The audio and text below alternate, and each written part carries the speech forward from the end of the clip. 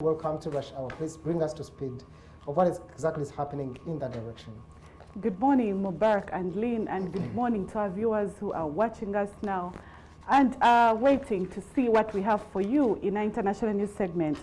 Now, yesterday, Putin in Moscow was addressing in Volday, and he said that the West is playing a dangerous, bloody game.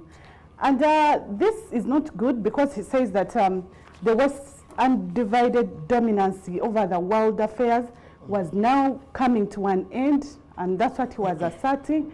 He talked about a bit of some issues in the Ukrainian war. He actually said that he sometimes gets concerned about the human beings that are being lost in that war, and stopped short of course, maybe apologizing or showing remorse for these people's lives having been lost in this war. And he went on to talk about the gains that Russia has actually gotten from this war, or from engaging in this war. NATO was one of the key things he talked about.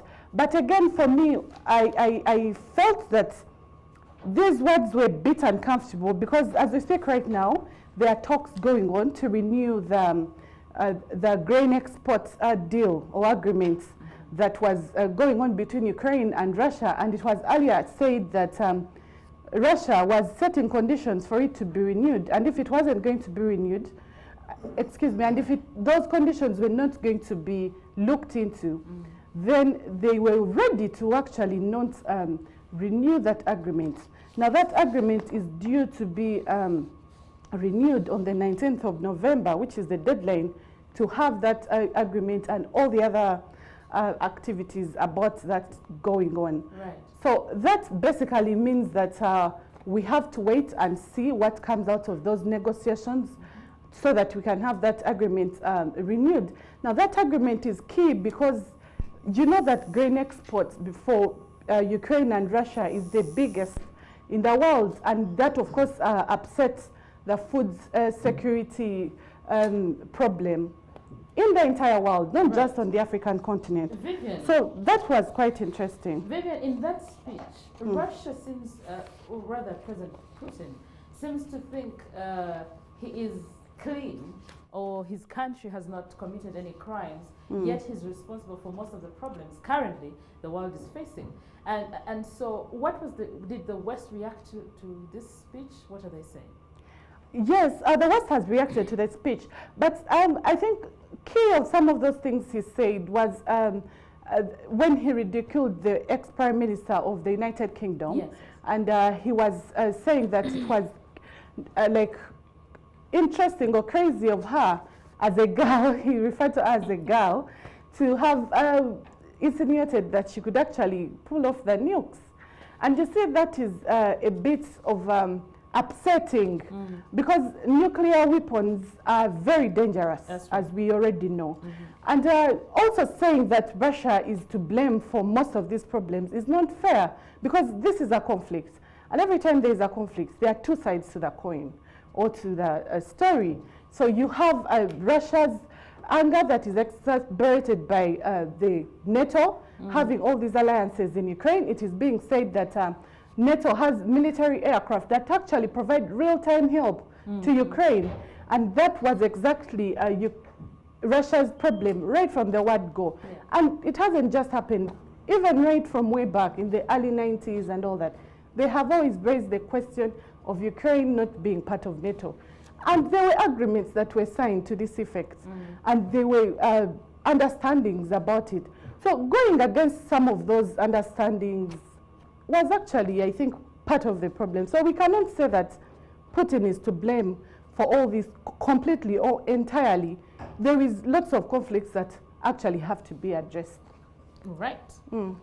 Yes, what other story that is making headlines? Yeah, also Russia also wants Africa to get a permanent seat on the UN Security Council.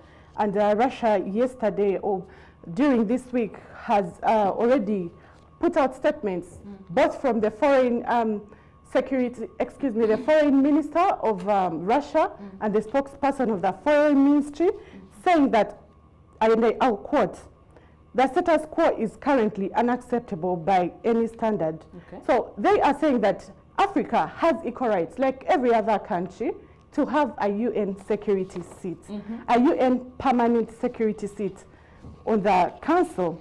Now, this UN Security Council seat is basically an interesting one because we've had our own president, Museveni, go about this. And earlier, about 2 years ago, at the Munyonyo Commonwealth Resorts in Munyonyo here in Uganda, he had actually been addressing the African Foreign Affairs ministers, where he actually said, and I'll quote, "The UN Security Council must be reformed.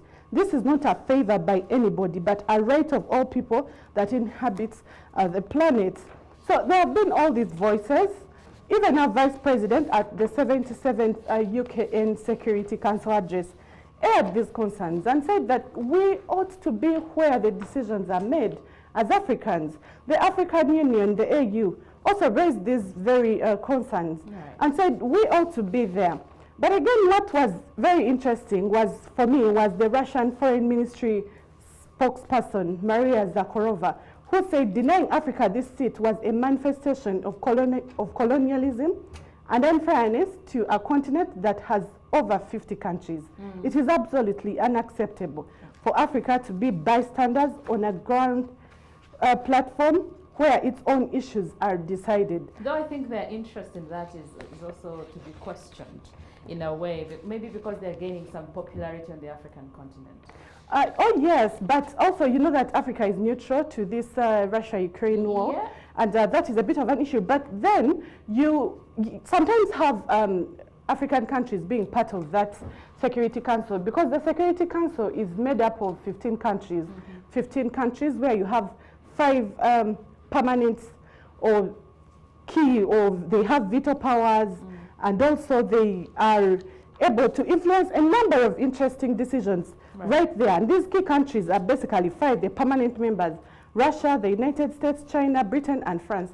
So the rest of the countries have to keep rotating about that seat. For a period of 2 years, you get your term regularly, you get off. The rest, the other 5, they're always there, which is quite interesting. Thank you so much, Vivian, for that wonderful wrap-up of the stories that are making headlines in the international news. That same conversation, I think we had it when the president of Malawi, was it the president of Malawi during the Security Council meet last time? Yes. The young Unga, Unga, the United Nations General Assembly was talking about Africa should not go back to this whole conversation until they have been able to actually given a seat at the Security Council. What happened today in history? Today in history, October 28, 1993, Chigongo criticizes Abu Mayanja, the vice chairperson of the National Resistance Council, Haji Moses Chigongo.